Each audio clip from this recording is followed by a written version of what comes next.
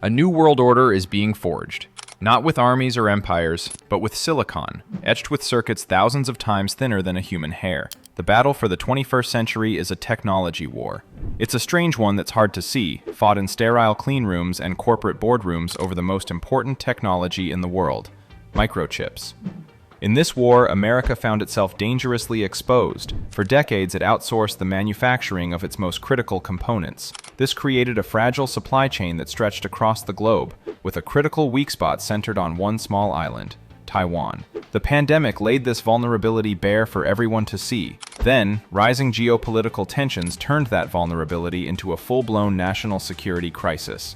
So America decided to act. Not with a small policy tweak, but with a massive declaration of intent, a bet of historic proportions. This is the story of the Chips and Science Act, and how it unleashed a bet of up to $200 billion from a single company to win the war for the future. It's one of the largest industrial policy shifts in US history, and deep inside this high-stakes world of semiconductor manufacturing, one company, Micron Technology, has emerged as a crucial champion for America's ambitions. Armed with billions in government incentives, Micron is embarking on a colossal project to build the future of technology on American soil. But in a race where America is years behind, the big question is it enough? Can this massive gamble truly shift the global balance of power? Or is it too little, too late? How we got here, the unraveling of American dominance. To get just how audacious this plan is, you first need to understand how America lost its lead. It's a story that starts, ironically, with American innovation.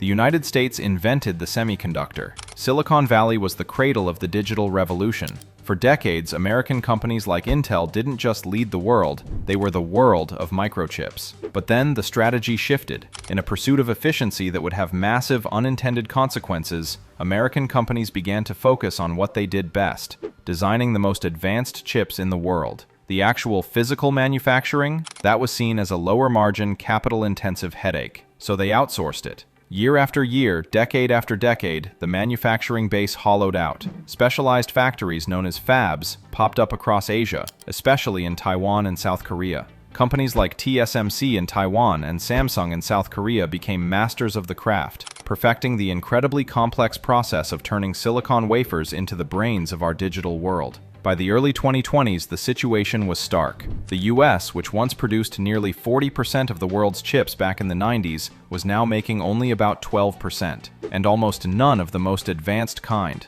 the ones that power our iPhones, our data centers, and our most sophisticated defense systems.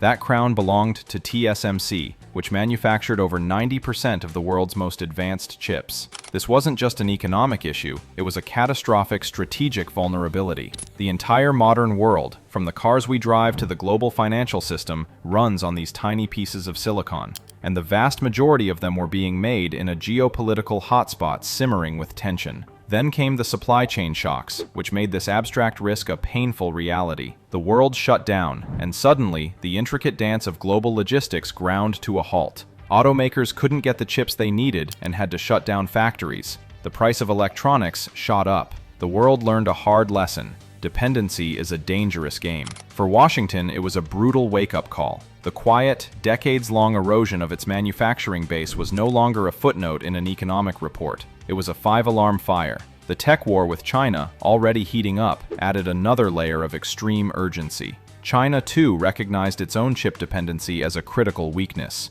It was pouring hundreds of billions into its own domestic industry, setting a goal of 70% self-sufficiency by 2025. A target it isn't on track to meet, but the ambition is clear. The race was on. America had to get back in the game, and fast. The American response was the CHIPS and Science Act. Signed into law in 2022, it was less a subsidy and more a declaration of industrial warfare. The act authorized around $280 billion for science and technology initiatives, with a core component of about $52 billion in direct funding and incentives to bring semiconductor manufacturing back to the United States. The goal was ambitious: reverse a 30-year trend and rebuild a leading-edge manufacturing ecosystem practically from the ground up. Lured by the promise of federal support, companies across the industry, Intel, TSMC, Samsung, announced massive new projects in states like Arizona and Texas. But among the biggest and most critical players in this national effort is Micron Technology. Micron is unique. It's the only US-based company that manufactures memory chips, a component as fundamental to computing as a processor. While CPUs are the brains of a computer, memory, like DRAM and NAND flash, is its short-term and long-term storage. Without it, nothing works.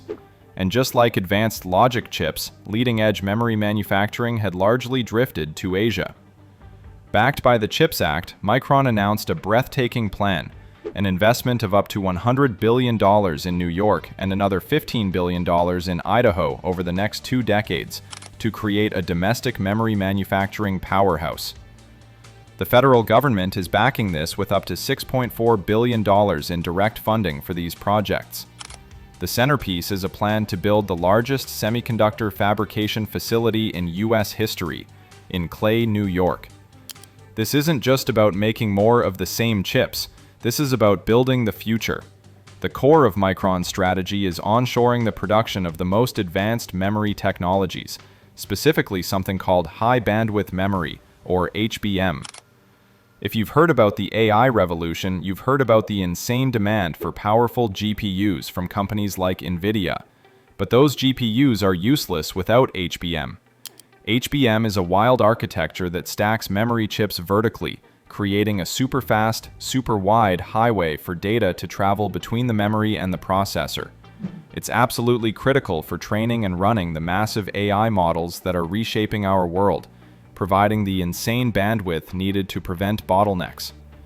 By bringing advanced HBM packaging and production to the US, Micron isn't just building a factory, it's securing a critical piece of the AI supply chain. The plan is to make sure the American tech giants leading the AI charge have a secure, domestic supply of the memory that fuels their innovation. It's America's new game plan, not just bringing chip manufacturing home, but bringing home the specific types of manufacturing that will define the next decade of technology. A massive investment plan sounds invincible, but the reality is far more complicated. This isn't a guaranteed win, it's a high-stakes gamble with enormous challenges. First, there's the sheer scale and cost. Building a modern semiconductor fab is one of the most complex construction projects on Earth. These facilities are staggeringly expensive, and building them in the US costs significantly more than in Asia, by some estimates anywhere from 30% to 50% more. And the timelines are brutal. Micron's first new fab in Idaho is scheduled to begin DRAM output in 2027. The first New York fab isn't expected to be operational until 2029, and that's after its groundbreaking was delayed to late 2025 because of lengthy environmental reviews. In the fast-moving world of semiconductors, a few years can feel like an eternity. Delays have already plagued other major CHIPS Act projects, showing just how hard it is to execute these plans on time. Second, and maybe the biggest hurdle, is the people. Chip manufacturing requires a highly specialized workforce, from PhD-level engineers to thousands of technicians who can operate the hyper-advanced equipment inside a fab. Right now, the United States has a severe shortage of this talent. A 2023 study projected the US semiconductor industry will face a shortfall of 67,000 skilled workers by 2030. Micron knows this. Part of its investment is for workforce development, partnering with local universities to build a talent pipeline from scratch. But that's a long-term solution to an immediate problem. Right now, companies are struggling to find the people they need, not just to run the fabs, but to build them in the first place. Finally, there's the global competition. America isn't investing in a vacuum. China is relentlessly focused on catching up, especially in older but still vital chip technologies. Meanwhile, established players like Samsung and SK Hynix in South Korea are investing billions to maintain their lead. America is trying to catch a moving target that has a 30-year head start. The CHIPS Act may help level the playing field, but it doesn't clear it. So, what does this all mean? Micron's bet, and America's broader chip strategy, is redrawing the map of global technology. This is about more than economics. It's a fundamental restructuring of the technological world order. The goal isn't for the US to become totally self-sufficient. That's probably impossible. The real objective is resilience. By having a significant manufacturing presence at home, the US is less vulnerable to geopolitical shocks or supply chain meltdowns. It gives the country leverage and a seat at the table that it had nearly lost. The effects will ripple across every major industry. A secure domestic supply of advanced memory will accelerate AI innovation. It will provide the stability the American auto industry needs for its transition to electric and autonomous vehicles.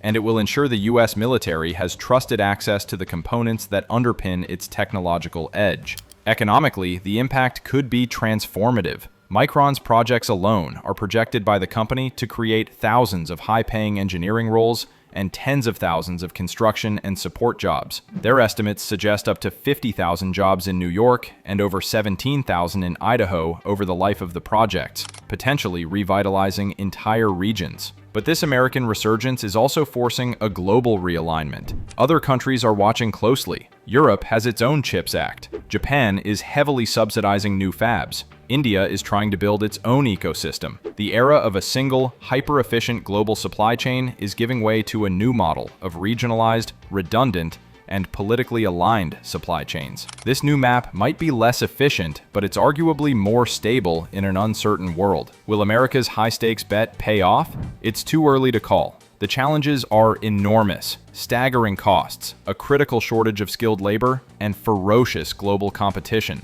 Success isn't guaranteed, and the finish line is still years, if not decades away. But what's certain is that the United States has finally woken up to the stakes. It has recognized that the future of its economic prosperity and national security is etched in silicon. The investments being made today, spearheaded by companies like Micron, are not just about building factories. They're about rebuilding an industrial foundation, fostering a new generation of talent, and securing America's role as a leader in the technology that will define this century. This isn't just a story about microchips.